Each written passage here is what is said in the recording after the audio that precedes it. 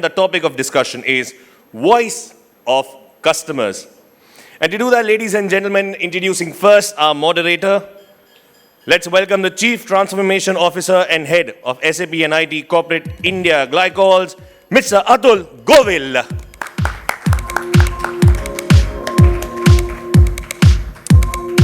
Good to have you back, sir. Starting up with our panelists, introducing first the VP for Enterprise Cloud SAP Indian Subcontinent, Ms. Vinita Rai. Hi. Joining them on stage is our next panelist, the Head of Cloud Success Services SAP Indian Subcontinent, Ms. Sunita Mohanty. Hi, welcome. And our final panelist is the Vice President and Head of SAP Customer Evolution SAP Indian Subcontinent, Mr. Girish Bantwal. Hi. Good. Hello. So, Mr. Govil, over to you. Yeah, thank you. I think this is the most awaited session we all would actually look for as customers out here in the audience. And there's a lot of ask, and a lot of questions which are there in everybody's mind, because what we clearly see is as SAP is innovating, bringing up new products, but there are customers who are already invested in their legacy applications, so to say. So we would have questions and we would cover topics around these themes. But before we do so, I'll request each of the panelists to just give a brief, maybe 30 seconds of what you do in your respective roles, so that we can all understand the context. And to the audience, what I would also like to highlight is that besides the questions which you would address here, we also have a team from licensing and compliance within the group. And Ashish is there and he'll answer any questions around licensing and compliance as well. So, and towards the end of this discussion, we will also open up for Q&A for questions which we have not captured or which we did not capture in the panel discussion yet. So feel free and you can always ask your questions and be as candid as possible. So I would request Girish if you can just give a brief about yourself, just maybe in 15 seconds. I hope you guys can hear me. My name is Girish Bantwal. I'm the Vice President for Customer Evolution. This division inside SAP has got two mandates. The smaller mandate is this, that we manage the support business. But the bigger mandate is this, that we shepherd the customers or make them understand the transition path to cloud from on-premise to cloud. Very warm afternoon, everyone. I'm Sunita, and I head what is called the Cloud Success Services, CSS for short. This is an organization that was formed about 2 years back, and it combines two teams. One is the erstwhile SAP Services Consulting business and the customer success business. So both of these teams have been put together. It's bringing together the power of 23,000 consultants globally to help our customers on the cloud adoption and consumption journey. So from a mandate perspective, the CSS teams primarily work with our, while the focus is on our cloud customers, of course, we do support our existing on-prem customers as well. Primarily, post any sale, our team primarily gets involved to help in, firstly, activation of our cloud services, helping you go live on your cloud solutions as quickly as possible. And once you're on our cloud solutions, how do we help you adopt the full stack of functionalities that's available out of our solutions? So the entire value journey realization is what the Cloud Success Services teams work with our customers on. Thank you. Very good evening, everyone. My name is Vinita Rai. I lead the Enterprise Cloud business for SAP India. So this year, SAP actually merged a whole lot of solutions which are around the back end and front end, which is your ERP on cloud, your supply chain, the surround solutions for logistics, transport management, as well as your front office, including the process excellence. So I lead that team of solution advisors with the team of cloud architects. We help all our customers to build their case for cloud and help them structure a pretty optimized infrastructure and the entire architecture to go in cloud. Great. I think with this round of introductions, now let's quickly get down to the brass tacks. And as Indus, the user group of SAP, we are here to challenge you, kind of question and maybe ask some tough questions from you, so that we all, whatever questions we have in our mind, it gets addressed to a large extent.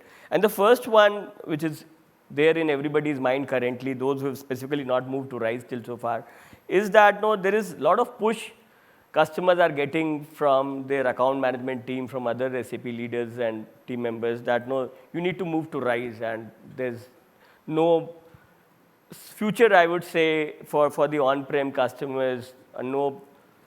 I would say that you would of course you would get some basic support, but no innovations coming the on-prem way. So how do you think, and what do you think, what's your message on this theme? And what do you think customers need to do at this point of time? Of course, not everybody can move to RISE on today, tomorrow. Everybody would be on different stages of evolution. So what's your call, and what should the customers be doing at this point of time? Yeah. Thank you, Atul, and first of all, thank you for inviting all of us here. I think it's going to be a great session, and this is a very, very important question that comes from most of our customers. So, Atul, S/4HANA has a very strong innovation roadmap until 2040. Yeah. Whatever new feature functionalities that we come with every release, at least we have one new release coming within every 2 years. Yeah. And this feature functionality innovation within S/4HANA is going to be same for on-premise as well as the cloud world. But let's understand, in 2021 January, we launched S/4HANA on cloud, which is ERP on cloud, which is RISE, okay? This is not only entire S/4HANA portfolio, but it brings whole lot of innovations which are beyond S/4HANA. We heard in the morning, we heard it in TechEd, right? The entire innovations that are coming on a cloud are around sustainability, green ledger, generative AI, right? Going forward, all these innovations are going to come only on cloud. So I think it's only SAP as an organization who has really created a roadmap for our on-premise and cloud customers till 2040. Okay, and just a leading question on this topic is that customers would have their own perpetual licenses currently as they, so at least the ones who are already there on SAP, ECC or S/4HANA on-prem. So what happens to those perpetual licenses for customers who are aspiring to move to the cloud? What happens to those licenses? Yeah. So what happens in a cloud world? Cloud is a subscription model. Yeah. So our existing customers who are install-based customers having a perpetual licenses over the years, this entire AMC gets converted to the cloud model. So okay. AMC gets moved to subscription with the additional costs, which are around additional licenses that you're buying in cloud, the additional services that you're procuring in cloud. So entire AMC gets shifted. Okay, perfect. Yeah. So we've heard about a lot of these innovations which can give a enriched customer experience, higher productivity, efficiency gains within the enterprise users. But then ultimately what's more important is, from a TCO and from an ROI standpoint, where does an organization stand? Where does a solution stand? And on this one, I would request Sunita to just give us a brief that when customers move to or adopt the cloud offerings of SAP, how do you help such customers realize the ROI objectives which they would have set? And, that's a great question, because just like, for a subscription model, right, it clearly means that once the subscription, the clock starts ticking for you, it really means how quickly can I get my solution to go live, right? So it's, from an SAP perspective, we also want to ensure that our customers go live as quickly as possible. And those of you who were in the panel discussion that we just did, you heard from some of our customers who went live in 5 months, and some very, very large landscapes that took 7 or 8 months to go live or move to the SAP platform. So for one, we want to ensure that our customers go live as quickly as possible, because that's when you start monetizing your investments. When you make the journey to the RISE platform, there are a number of ways in which the ROI realization happens.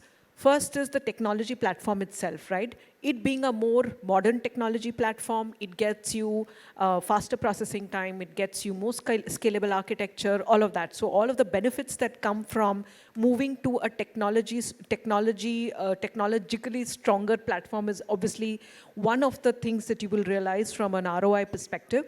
But the next thing is really about leveraging all of the functionality that is available now on the new roadmap. So things like generative AI, co-pilots, right? IRPA, all of these things are not possible. It's very difficult to actually do on an on-prem solution. We make it that much easier to do it on the, on a cloud platform, which really means that from a process perspective, how can I get my processes optimized, right? And which is why, with every RISE bundle that we sell a very important component called Signavio. And the Signavio is primarily is a tool that helps our customers in terms of process optimization. So it's an opportunity for us to look at how do I improve my processes. If something took 20 steps from an end-to-end process, right? How do I bring that down to 5 steps? That increases productivity for our customers. Obviously, from a user perspective, it brings delight, right? I mean, it is about end user experience being improved. It's about improving the productivity of your end users as well. So all of this really helps primarily in terms of not just technological improvements, but also business process efficiencies. So just a leading question on this one, because this is again fine, okay, it can help you optimize on your process flows, workflows can get optimized. But then still the key question which the CFO asks is, how is it adding value, tangible value to my business? So how do you help customers maybe to an extent quantify, not everything gets quantified, but to an extent quantify the benefits so that you have something to showcase that yes, either you've been able to do more with less manpower using automation, or having optimized on those processes so your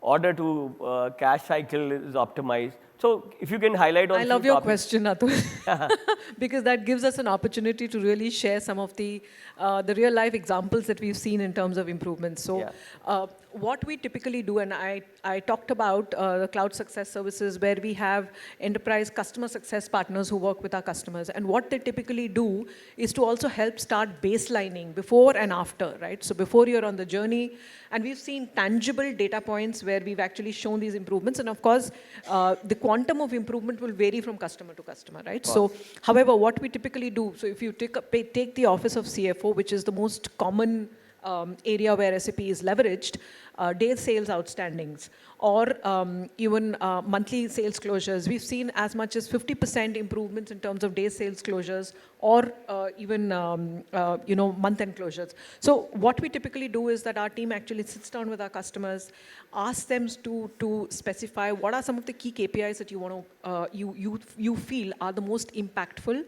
to show results back to business, right? So we look at 3-4 functional areas, and it depends. Not all customers want to do it. Some customers want to do it where they have data available. So we actually identify a set of KPIs with a customer and say, hey, let's pick finance. Let's pick what are the most painful KPIs for you. Post go live, we then map that back, and we're clearly able to show improvements in a lot of those KPIs. That's fine. So I think Girish is wondering now. When's my time? So, Girish, for you, what we would like to know from you is that there are still quite a few customers, quite a number of customers who still continue to be on ECC. And what's your roadmap on ECC support? Is it dwindling? Is it remaining the same? Or how do you position your team, your support team? Are you focusing on ECC support yet, or has the support numbers gone down? How do you measure that? Where are you currently in terms of ECC support? So it's a very important question, because many customers do not understand this detail. For customers who are on Enhancement Pack 1 to 5, the end date is 2025, right? Many of the customers today are on Enhancement Pack 1 to 5, and for them, there's a big compelling reason for them to start their cloud journey. For customers who are on 6 to 8, the end date is 2027. Now, SAP internally is also preparing itself for this eventual deadline because we will not be extending the support post these two deadlines. SAP is clear that we will not be extending the support to any date beyond 2027. We are also preparing ourselves internally is this that there are a lot of services that we have added as part of our enterprise support where customers who are wanting to go ahead and assess their current infrastructure on ECC in terms of as trivial as checking whether your data is consistent or if you want to go ahead and do a volume optimization on your current infrastructure to go ahead and see how many tables are there. Any assessment that you would want to do in order for you to be prepared for an optimization in future with RISE is something that we are prepared on. All our support infrastructure is also moved to ServiceNow. Now, the major push for that is this that we are now geared for RISE. The response times in RISE is very, very fast for enterprise support customers who are on cloud. And that's a very, very big push. Today, a customer who tends to raise a support ticket or has a resolution, he's seeking a resolution from SAP, gets an extremely fast response because SAP's teeth is there in the game. So our internal support infrastructure for cloud itself is becoming just in time, right? That is not seen in enterprise support for on-premise. So that's a very big shift. Yeah. So in both these areas and both these dimensions, SAP is actually gearing itself that this is the path to the future and this is how all our customers are going to land themselves into. So we are prepared for the cloud infrastructure being the go-to future for us. So, which brings us to a question that no customers who are currently on ECC, no, they would have a choice, or rather I would say they expect to have a choice that either we go to S/4HANA on-prem or maybe a public cloud or private cloud edition, or they go to RISE or maybe go to the GROW platform. There are within the CIO communities, no, people talk about that. No, SAP says no, you can't go to. We would not offer you on-prem licenses. The only way you can, the only choice you have is to move to RISE. What's the truth? What's the situation? What's the official position of SAP on this one? If I can answer. Yeah, this. go on. Yeah. Please, please. So the look, existing customers, we are fulfilling the additional requirements with respect to some additional users or certain additional engines that they need, right? You can But if, get a mic a little closer. if the customer is a net new customer, by default, the way forward is S/4HANA on cloud. But for existing customers, if there are any fulfillment requirements, that SAP is taking care of. So you are saying if you have incremental licenses requirement, Yes. then you might as well be entertained or you can add on to what you Yes. have. But if you are a net new customer, in the sense if you are a ECC customer also, you have a Yes. choice for Yes. S/4HANA? Yes, you have a choice. That's what I said in the beginning. We have a very strong roadmap for S/4HANA until 2040. Okay. All the functionalities that are coming on digital core on S/4HANA are going to come on S/4HANA on-premise version as well, right? Okay. But the other innovations that are beyond S/4HANA are coming only on cloud. Okay. So Perfect. today, if I have customer who comes and says, I need some additional licenses, obviously there's a dialogue that gets open. What is your organic growth? What is your inorganic growth? How are you going to grow? Or is it just for a project based? Then we get into details and then we talk to them about what is a new flexible licensing policy that SAP has come on. Yeah. I mean, for a few people, for few customers, because of their growth in future, they are adopting cloud just because of the flexible licensing areas. And obviously there are then use cases which we can help the customer build up. Sure. So, go And I on, think, please. Yeah, Atul, yeah, just please. wanted to add on a point there that, look, from an investment perspective, right, SAP is investing almost $1.4 billion of development efforts on the cloud platform. So for customers who are not choosing to leverage the latest releases or get onto the cloud platform, there is a huge amount of investment that or solutions that are coming out of that investment that they're not being able to leverage. Yeah. No, I agree. Howsoever, no, I just also want to call it out on behalf of all customers that no, while customers make a choice for procurement of software applications, no, there would be certain customers who would always go for the best of the breed approach. That they would go, that suppose for CRM, they would like to go for X, Y, Z, whatever, okay. For procurement for some X, Y, Z other partner or whatever. And there would be others who would like to go for a single throat to choke, so to say. So from a customer standpoint, no, we would like that flexibility of making a choice should be with us rather than the partner choosing that this is the only way to go. So that's the call which, but I hear you right that no, if you are an existing customer, you have that flexibility either to go to the on-prem or whatever S4HANA versions you want to have. But net new, of course, you would prefer or suggest, which is of course a choice the customer makes. So that's great. So there's another topic now wherein about, and this is for you, Girish, is that for those who are on ECC currently, what do you think Indus can do and what are you doing so that you kind of imbibe learnings or create education or create workshops for such customers to basically understand that what they are missing out, or if they have any fears of moving to the newer versions of the SAP offerings. What do they, so what are you doing about it, or what do you think? And this is a question maybe either of you could respond to, but Girish, if you have a response on this.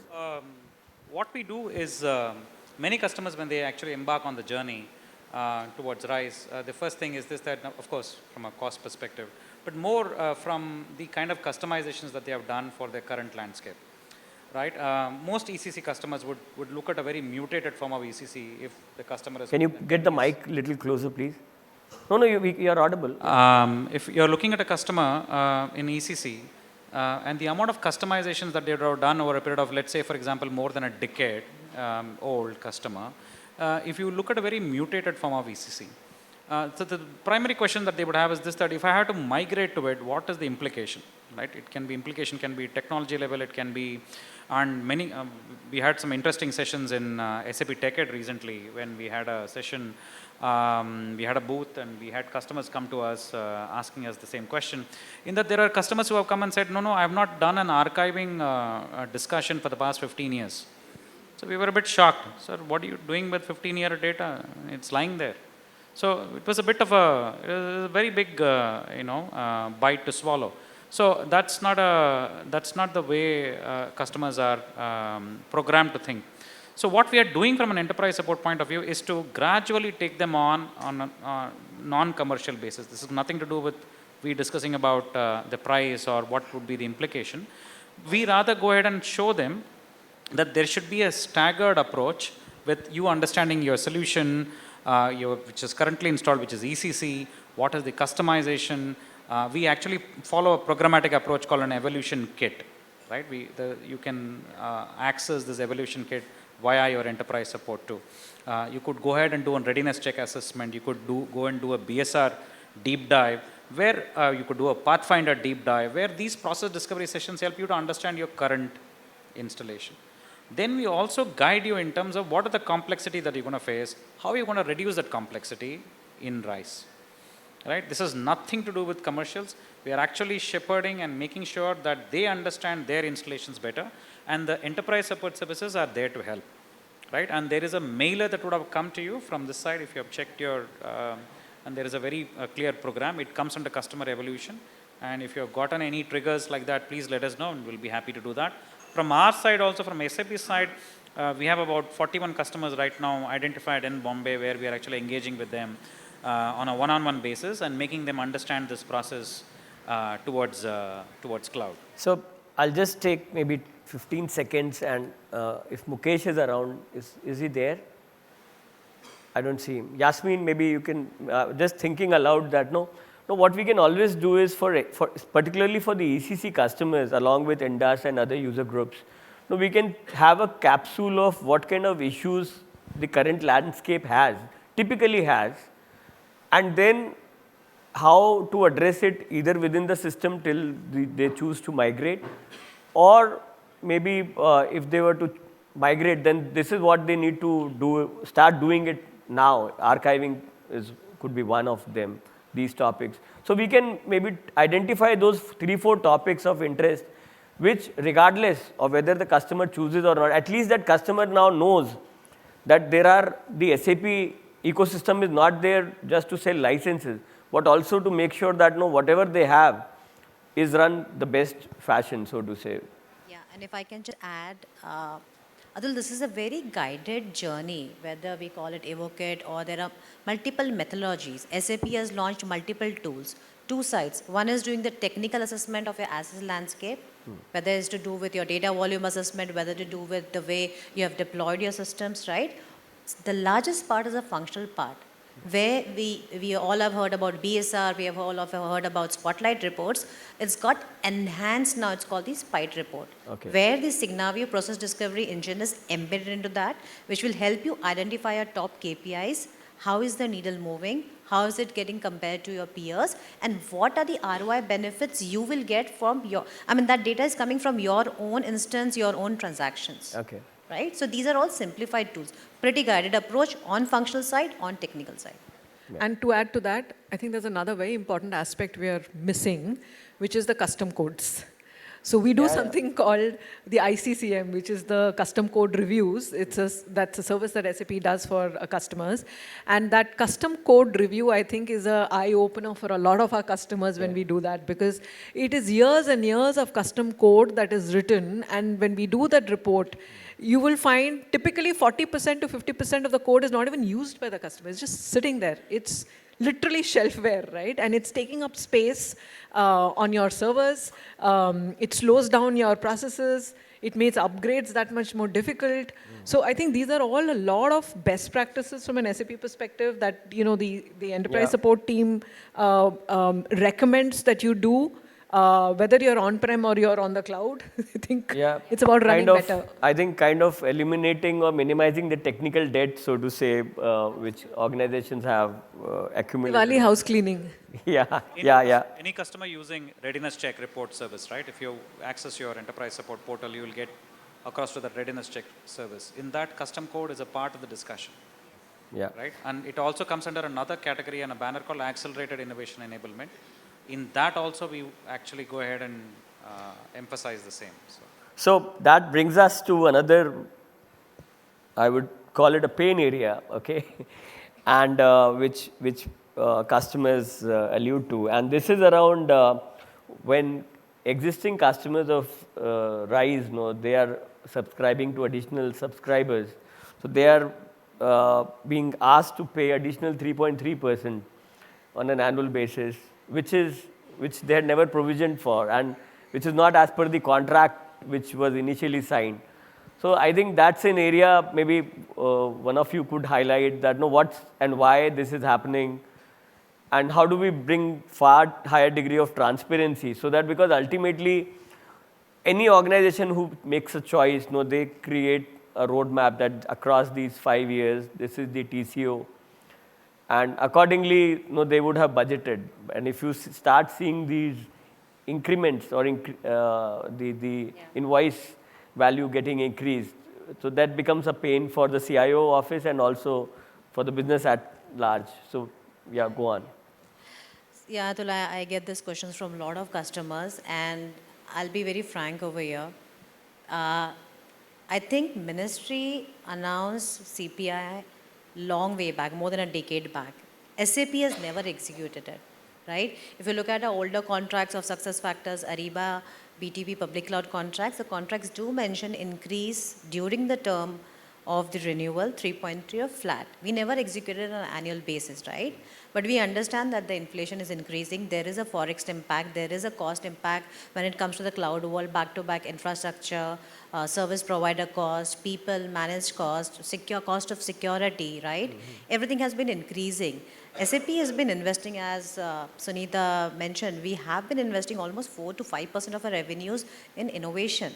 In addition to that, we are also investing into data centers with the data residency law coming into India. We have been investing in our data centers. Next year, you'll be seeing SuccessFactors, Ariba data centers in India. So there's a whole lot of investment that is happening. And we also have to be ahead of a competition, right? till date, we haven't practiced it, but from this year onwards, we have been executing this 3.3% CPI. And look, all competition typically does that. And more than 3.3. I think from an SAP perspective also, we are also going through a transformation. We are transforming into a cloud company, which means our financial model is changed completely. In a cloud operating model, right, we are obviously, our revenues are spread out. It's no longer an on-prem model where you take upfront recognition of revenues.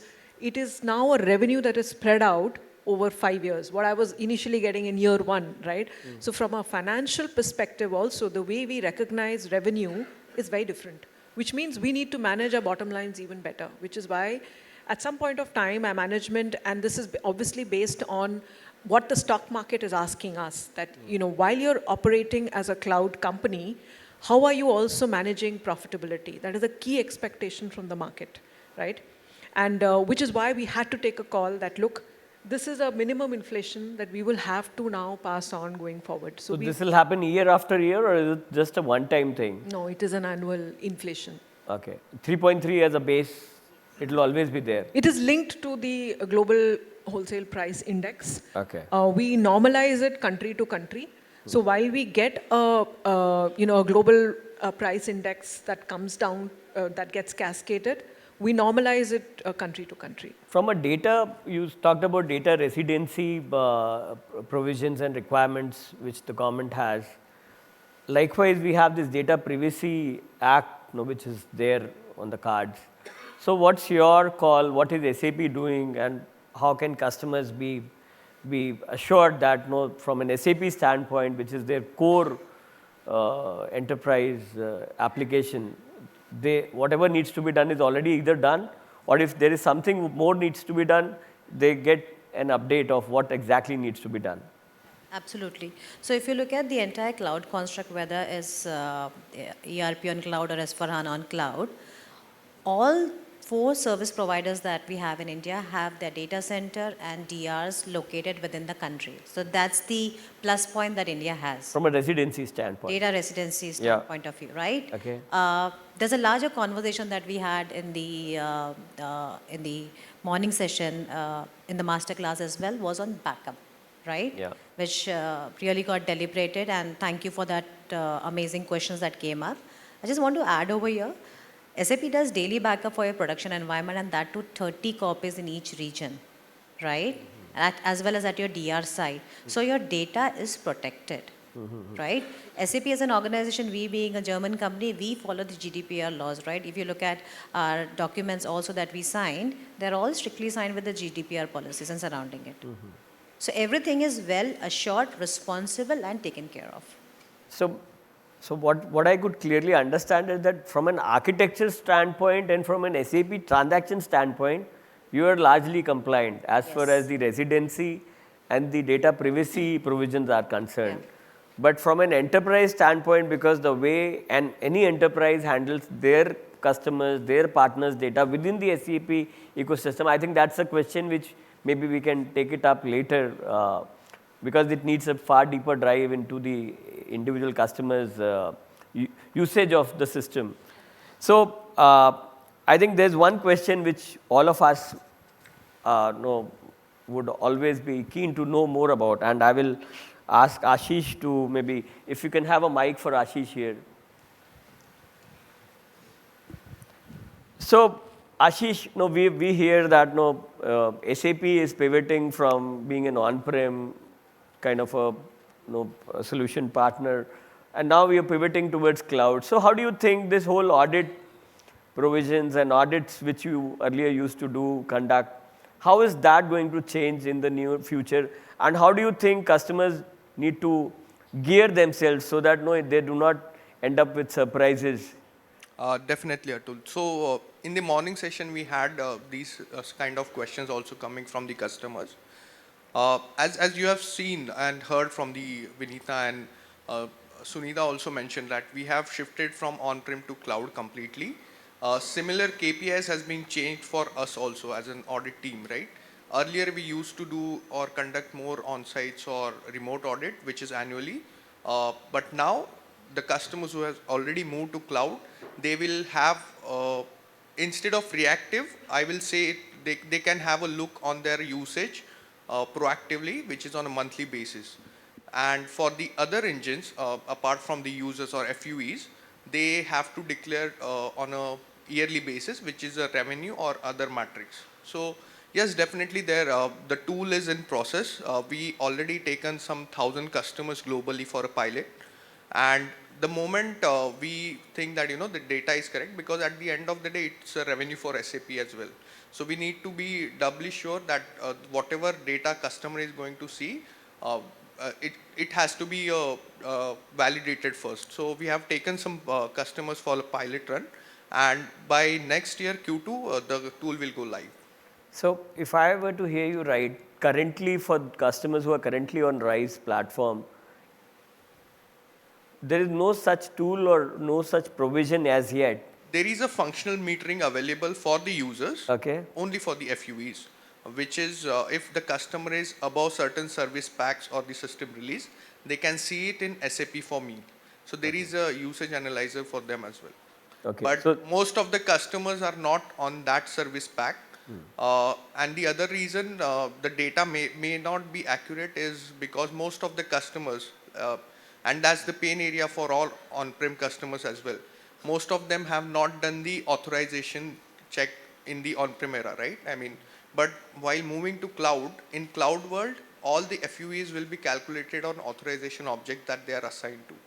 So that needs, customers also needs to be activated on that learning part. So yeah, that's the reason we are a bit delayed, but definitely we'll have something in Q2 next. So it's what we need to do is, as customers, is that whilst this discussion for migrating to RISE cloud offerings is ongoing, simultaneously the onus is on us as customers to do a far deeper segregation of duties, assessment of what authorization objects has been assigned to different users, and optimize to the degree possible. Yeah, I so think that's what I hear clearly, is it? just to add in, and for that also we have certain services. Apart from audit, my team also takes care of consultative assignments like STAR, which is a trusted authorization service or review, you can say, where we help on-prem customer while they are going to the cloud world or the RISE construct, they can optimize their current FUEs. So if you go as is, it will be based on your current numbers, right? It's just a simple maths. But if you work with us, you go with the FUE optimization, there is a higher chances that you end up paying less or maybe have a right construct for your FUEs. But And there is this- typically a fear, but if you get SAP in the room, you may come up with something that since you are overusing or whatever, so you have to pay from retrospect, maybe you incur additional licenses for nothing for this assessment itself. No. It's we have done more than 120 customer within India from Achha, last okay. year, and most of the customer have benefited. In fact, one of the customer, we have reduced 58% of their current FUEs. So that's the kind of success. So is it on a chargeable basis? No, it's a free service. That's a fee. I think that's an interesting point, and maybe I would request customers in the room, they can take note of this, and we can reach out to Indus or to Ashish. Definitely. And we can then see how or maybe we can also conduct a workshop separately. Sethi, we can plan one on this particular topic, and this could be of great help.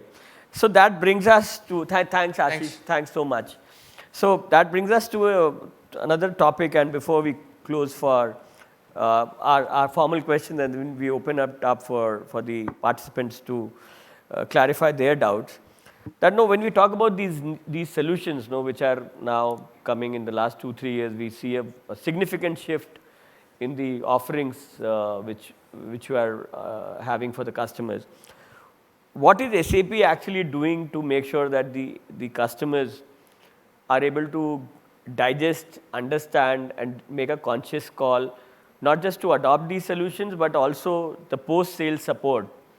So I would say one of you can talk about the pre-sales part, and maybe I would request Vinita, you can talk about the pre-sales, is it? And you could talk about the post-sales aspect. Please go ahead. So Atul, our journey starts, as I said, assessing your processes. Yeah.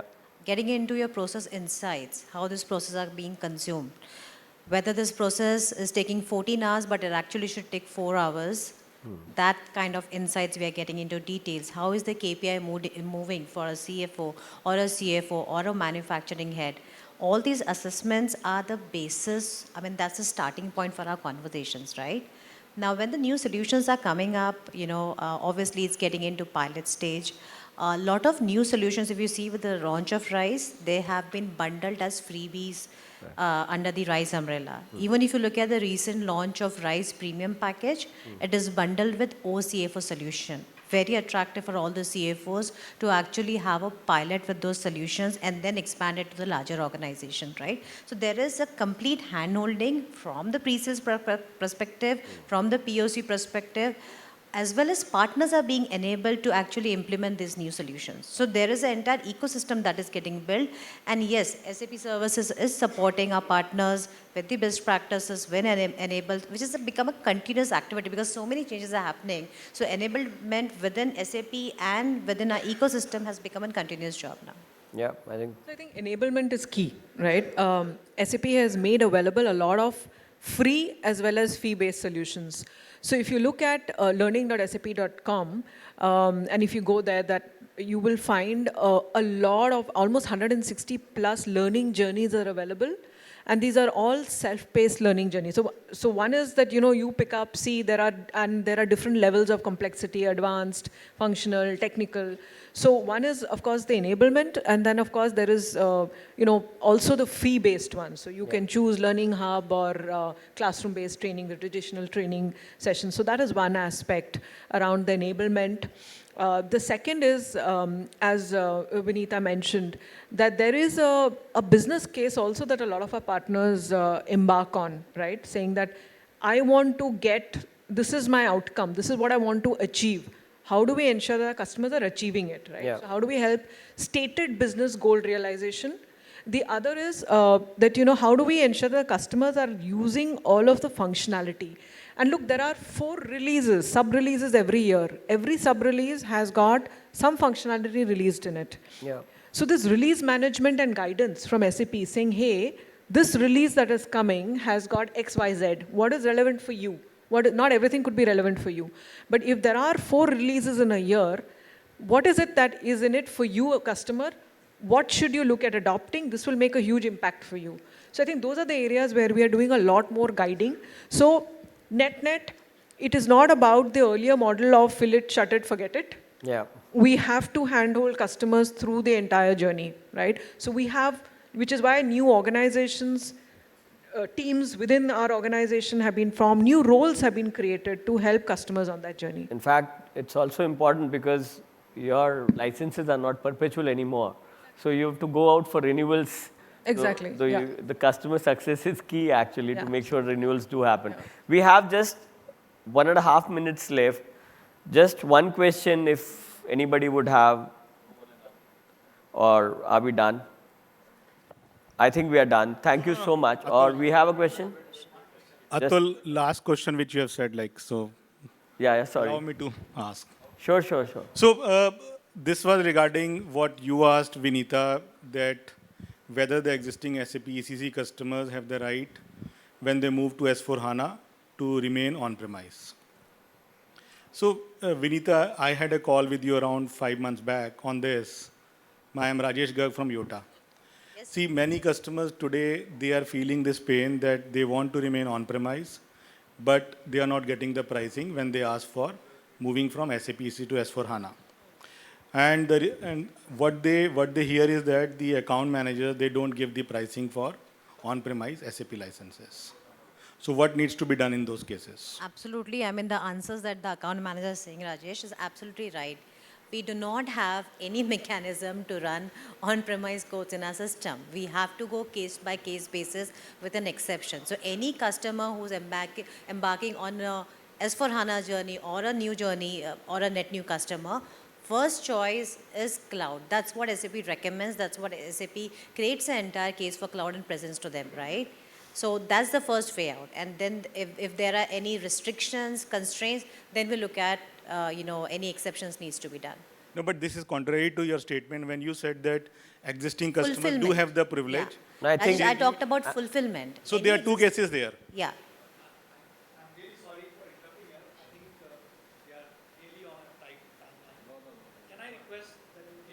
No, no, I think Rajesh, This is an important one, Mukesh, Mukesh. Mukesh, this is a very an important question. important. Just Yeah. take it. See, there are three cases. One thing is the existing customer. The second thing is the existing customer with additional licenses, SAP ECC.